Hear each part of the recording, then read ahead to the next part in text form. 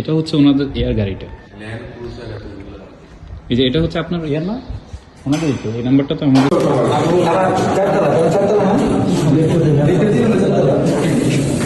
আস্তে আস্তে একটু রাত্রেবেলা তো সবটাই বেশি।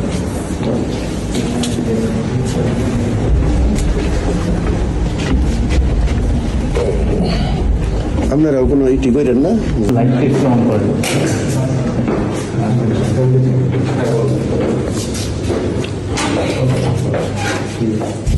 আমরা তো ভেতরে আসতে পারি?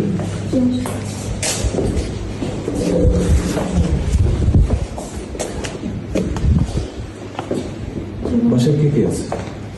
বাসা আমি আমার ভাই আছে। স্যার একটু ক্যামেরাটা অফ করতে পারবেন? বলুন, কথা বলতে সমস্যা নেই। এইভাবে আপনি একটু গেঞ্জি পরেন। আচ্ছা, এই বাসায় কে থাকে? এই বাসায় আমরাই থাকি। আর কে থাকে? আমার আব্বু আম্মু থাকে সাথে। আপনার আব্বু আম্মু কই? আমার আব্বু আম্মু তো এখন বাসায় নেই। না, আমি যে কই? ওরা আছে, চলে গেছে বাসাতে। কবে? আজকেই প্রথম আগে চলে গেছে। কখন? 10-15 মিনিট। ভিডিও হচ্ছে। কতক্ষণ আগে? 10-15 মিনিট হবে। এখন বাজে কটা? 3টে। 10-15 মিনিট আগে জি চলে গেছে। জি। গেট দিয়ে বেড়ে গেছে। বিয়ে হয়েছে কোন দিক দিয়ে আমি যাই না। আমার ছোট ভাই আছে তো বাসার মধ্যে, এই জন্য আমি বাসায় গেছি। দুজন নিচে, নিচে আমাদের ইয়ে আছে না, একজন নিচে চলে যান ছাদের উপরটা। আলী হোসেন শিশির। তিনি কোথায়? উনিও চলে গেছে বাসা। আমরা একটু দেখতে পারি? হ্যাঁ দেখেন, সমস্যা নেই। দেখেন দেখেন। ছাদে আছে। আপনারা দুজন ছাদে যান, ছাদে যান। আর আশেপাশের ফ্ল্যাটগুলো কিন্তু ইয়ে করতে হবে, যেহেতু 10 মিনিট আগে বেরোছে, বের হইতে পারেন, কারণ আমরা বাসার বাইরে অবস্থান করতেছি, তো বের হইতে পারেন না। না, বের হইতেই পারেন, এখানেই আছে। আমার আমার আব্বু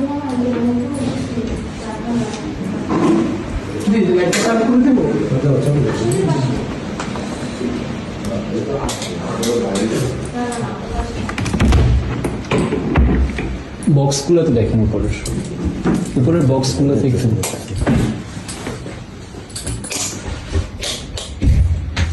আপনি কোথায় ছিল? এদিকে ভিডিও অন করে আসেন, ভিতরে আসেন। একজন আসেন, আমাদের সাথে একজন থাকেন।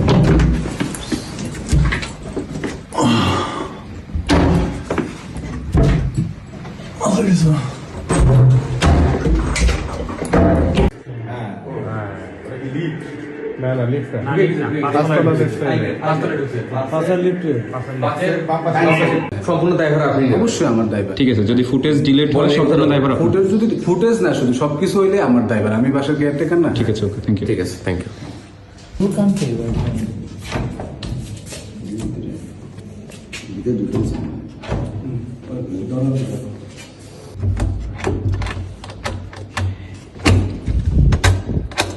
এক্সকিউজ মি, কেউ যদি থেকে থাকেন আসেন, কথা বলেন, বের হন, নাইলে আমরা কিন্তু দরজা ভাঙতে বাধ্য হব। আপনারা যদি ভিতরে কেউ থেকে থাকেন, একটু কাইন্ডলি একটু কোঅপারেট করে বের হন, নাইলে আমরা কিন্তু দরজা ভাঙতে ইয়া করবো।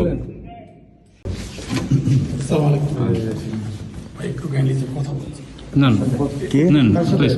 কে? বলেন কে? ভাই আমি তো স্যার আসলে সামনে আসেন, সামনে আসেন, সমস্যা নাই। বাকিগুলো লোক নেই, জি, বলেন। ভাই আপনার মহিলা বন্ধ করে আপনি একটু আসেন। আপনি না, বলেন, আমাদের সাথেই বলেন। তাহলে আসেন, আপনার মহিলা বন্ধ করে দেন ভাই। আমরা ভাই নীরব না, নিরীহ মানুষ বলতে তো আপনি হবে না। আসেন। আপনি মোবাইল বন্ধ করে দেন প্লিজ। না না, আমাদের এটা এটা এটা মোবাইল বন্ধ করে দেন, কোনো সমস্যা নেই। কোনো সমস্যা নাই, বলেন, আপনি বলেন। মোবাইল চালু থাকুন, সমস্যা নেই। না না, মোবাইল মোবাইল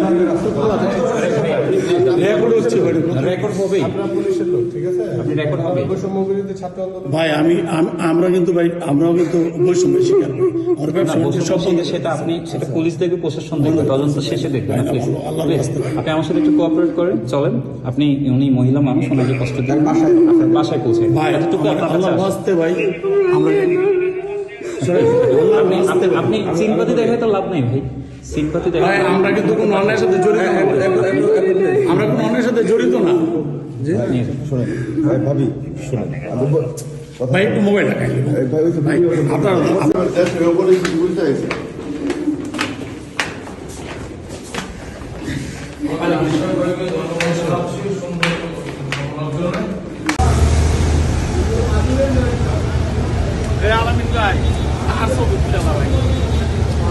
ভাই আমি আপনার বাইরে আছি। বাতরা থানা যে রাখছি, আপনার তো আপনার না ভিডিও জাস্ট একটা লাস্ট একটা না এটা তো ভাই একেবারে পার্সোনাল ম্যাটার। আমি ওনার আমি তো বিশ্বাস করবো উনি যারা ব্যবসায়ী মানুষ এটা একটু নেই, এটা খুব ইম্পর্টেন্ট, এটা বুঝতেছে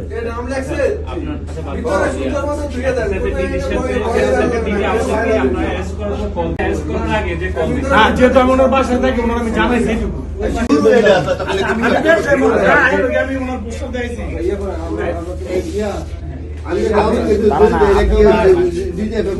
আসসালামু আলাইকুম, আমি একজন আন্দোলনকারী, বৈষম্যবিরোধী ছাত্র আন্দোলন। গতকাল রাতে একটি ইনফরমেশনের ভিত্তিতে আমরা বৈষম্যবিরোধী ছাত্র আন্দোলনের স্টুডেন্টরা কে ব্লকের 19 নম্বর রোডের একটি বাসায় আমরা আসি। আমাদের ইনফরমেশনটা ছিল যে আওয়ামী লীগের আলী হোসেন শিশির, যিনি আওয়ামী লীগের কেন্দ্রীয় শিল্প এবং বাণিজ্য বিষয়ক উপকমিটির একজন সদস্য এবং নরসিংদী 1 আসনের থেকে আওয়ামী লীগের এমপি ক্যান্ডিডেট ছিল, এবং তিনি নরসিংদী জেলা আওয়ামী লীগের প্রচার সম্পাদক, এবং তিনি ওনার বিরুদ্ধে কয়েকটি হত্যা মামলা আছে, 4টি হত্যা মামলা আছে, 2টি হত্যা চেষ্টা এবং 2টি হত্যা মামলা।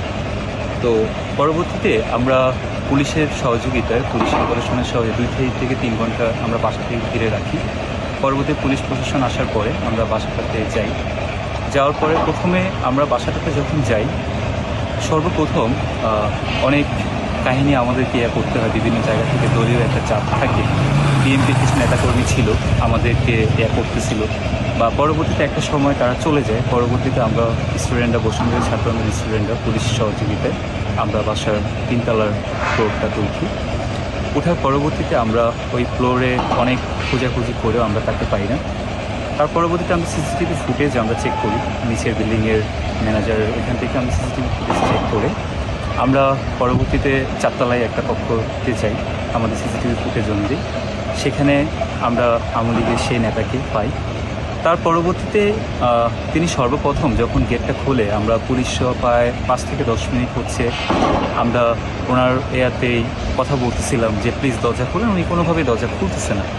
আর উনি মেনলি ওই দরজা খোলার আগে অবস্থায় ওনার ফোন থেকে, ওনার ফোন অফ ছিল, ওনার মেয়ের ফোন থেকে বা বিভিন্ন জায়গা থেকে কল আসতেছিল, ওনার মেয়ে শুধু বারবার ফোনটা হাইড করতেছিল। যাই হোক, সেটি আমাদের দেখার বিষয় না।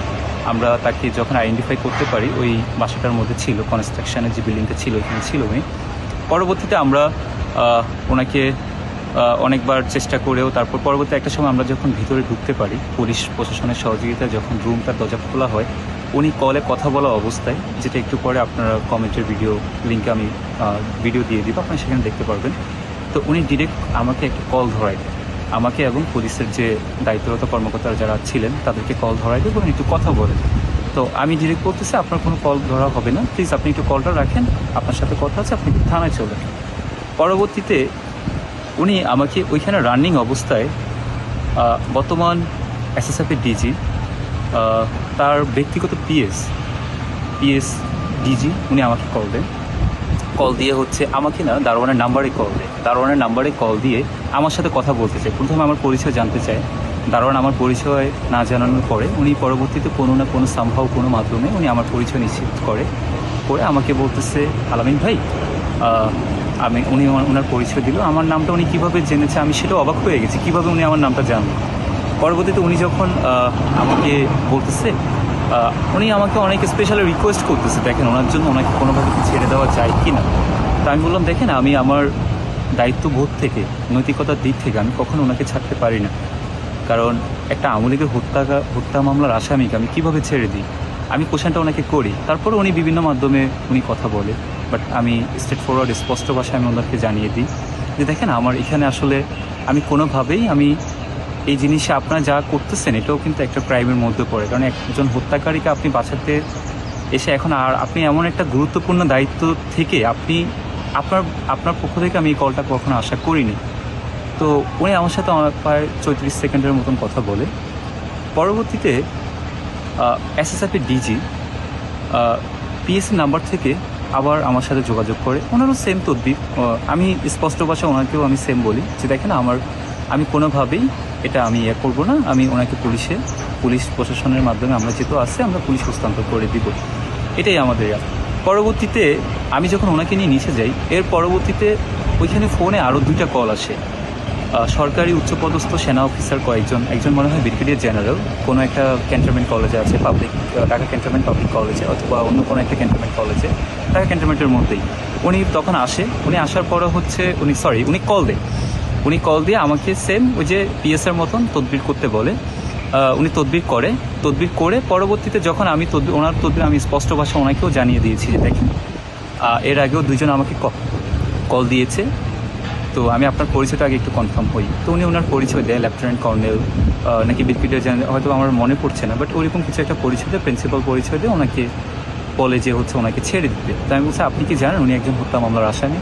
তো সেটি জেনেও ওনারা আমার দিক থেকে আমাকে যথেষ্ট রিকোয়েস্ট করেন, বলতেছে আলামিন ভাই একটু একটু ছেড়ে দেন। তো আমি কোনোভাবে ওনাদের কথায় রাজি হচ্ছিলাম না। তো বিভিন্ন নাম্বার থেকে আরেকটা নাম্বার থেকে কল আসে, হয়তো বা ওটা ডিজিএফআই হয়তো বা কোনো গোয়েন্দা সংস্থার নাম্বার থেকে, সব দারোয়ানের নাম্বারে কলটা আসতেছিল।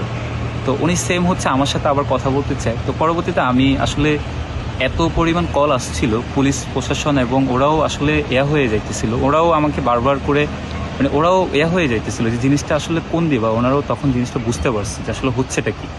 তো আমাদের দিক থেকে বৈষম্যবিরোধী ছাত্র আন্দোলনের দিক থেকে আমাদের ইমার্জেন্সি সেলের আমাদের ভাইয়েরা ছিল, ইমার্জেন্সি সেল ক্রাইসিস সেল ছিল, এবং আমাদের বিশেষ করে আতিক শাহরিয়ার ভাই আমাদের পরিকল্পনার বাস্তবায়ন সেলের ভাইও যথেষ্ট সহযোগিতা করার পরে একটা মাধ্যমে আমরা সবার সহযোগিতা পুলিশ প্রশাসনের সহযোগিতা নিয়ে পরে আমরা ওনাকে থানাতে নিয়ে যাওয়ার পরবর্তীতে থানাতেও ওনারা দেখি বিভিন্ন মাধ্যম থেকে কল আসতেছে বা আমাদের কাছে হুমকি ধমকি আসতেছে যে আমরা হচ্ছে কেন ওনাকে নিয়ে আসি, বা বিভিন্ন জায়গা থেকে আমাকেও হুমকি ধমকি দেওয়া হচ্ছে যে কেন আমরা ওনার মতন একজন লোককে, কিন্তু আসলে এখানে যে তদবির করতে আসছে বা হচ্ছে তারা যে আমাদের কাছে বলতেছে তাকে সেফ এক্সিট দেওয়ার জন্য, আর তারা আসলে কতটুকু চেনা রাষ্ট্রের এরকম গুরুত্বপূর্ণ একটা দায়িত্ব থেকে আমাদের ডক্টর ইউনূস স্যারের নিরাপত্তায় থেকে তিনি কিভাবে তার বাসার মধ্য থেকে একজন আওয়ামী লীগের ফ্যাসিস্টের হত্যাকারীকে কিভাবে পাওয়া যায় সেটি আমার আজ প্রশ্ন। আর আমার আরেকটি প্রশ্ন হচ্ছে যে এই সরকার ডক্টর ইউনূস কতটুকু নিরাপদ, ওনার যে ডিজি এসএসএফের দায়িত্বে আছেন তা আমাদের ডক্টর ইউনূস স্যার কতটুকু নিরাপদ ওনার কাছে? অভিযান শেষে যখন পুলিশ ওনাকে নিয়ে গেল আওয়ামী লীগের নেতা, তারপর র্যাবের কে আসছিল? ওনার নাম তো আমি জানি না। র্যাবের আসার পর উনি কি জিজ্ঞাসাবাদ করছে আর কি জিনিস নিয়ে গেছে?